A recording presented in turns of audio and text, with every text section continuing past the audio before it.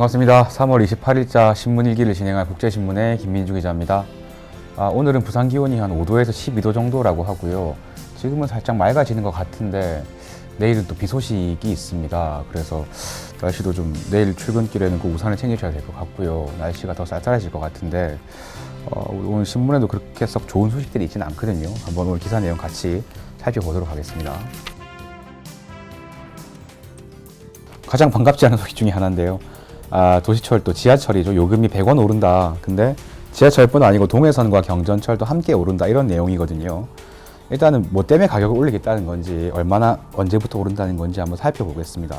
자, 오는 5월 1일부터 부산 도시철도 지하철이죠. 지하철과 동해선 요금이 100원 오른다. 부산 김해 경전철 요금도 조만간 인상될 전망이다. 자, 부산시는 물가대책위원회를 열고요.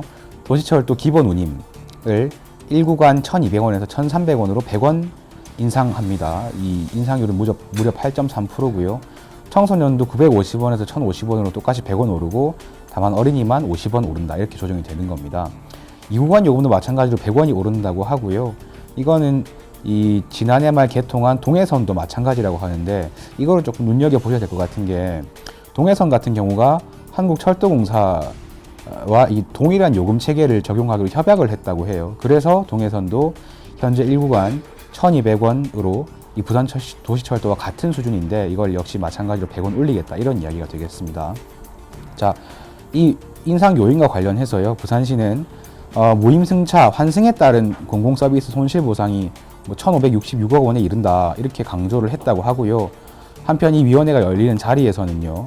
이 부산교통공사가 경영 개선과 적자 해소를 위해서 마련한 조직 슬림화, 기간제 채용 이런 게 일자리 창출을 하고는 정면으로 부딪히는 게 아니냐 이런 지적도 있었다라고 합니다. 정리하자면 100원이 오르는데 시기는 5월 1일부터고 이 지하철뿐 아니고 동해선도 같이 오른다. 확정이 되기로는 이렇다라는 건데요. 우리가 뭐가 됐든지 간에 가격이 오를 때 이게 이유가 좀 납득이 돼야 되잖아요. 그런데 여기서 일단 시가 이야기하고 있는 건 이겁니다. 이 무임승차랑 환승에 따른 손실이 많다. 근데 무임승차는 대부분 이제 고령의 노인분들한테 해당이 되는 이야기고요. 환승은 이건 시 정책인 거잖아요. 그러니까 시민들이 그런 어떤 공공복지라든가 정책을 펴라고 세금을 주는 건데 그것 때문에 손실이 크니까 가격을 올리겠다라고 이야기를 하고 있는 걸로 보이거든요. 항상 생각이 드는 건데 이런 어떤 공공요금을 올릴 때 참 속편하고 대책이 없다라는 생각이 많이 듭니다. 그리고 두 번째로 제가 주목을 하는 부분은 이게 저도 이유를 여기서 처음 알았는데 동해선하고 이게 그 요금이 묶여 있다라는 거죠. 지금 이 기사를 보시면은 지하철 요금하고 동해선 요금이 묶여 있는데 지하철 오르니까 동해선 오른다 이 이야기인데 이거는 요금 인상 요인이 두 개로 늘어나는 거거든요. 그러니까 만약에 연동이 돼 있다면 그러면 동해선이 뭔가 요인 때문에 가격이 오른다면 당연히 지하철 요금이 오를 겁니다. 그러니까 이거는 뭔가 좀 왜 이렇게 돼 있는지 한번 따져볼 문제라고 생각이 되고요. 어쨌든 교통공사도 공사고 또 부산시도 행정기관인데 이런 공공기관, 공공재 서비스의 요금 올릴 때는 좀 시민들이 납득할 수 있는 방향으로 좀 너무 만만하지 않게 생각하면서 그렇게 해주면 좋겠다는 생각이 듭니다. 그리고 두 번째 소식은요. 역시 조금 우울한 소식인데요. 출산 육아휴직 이 한국 여성의 급여가 OECD 국가 중에 최하위다 이런 소식이거든요. 바로 한번 기사를 읽어보겠습니다.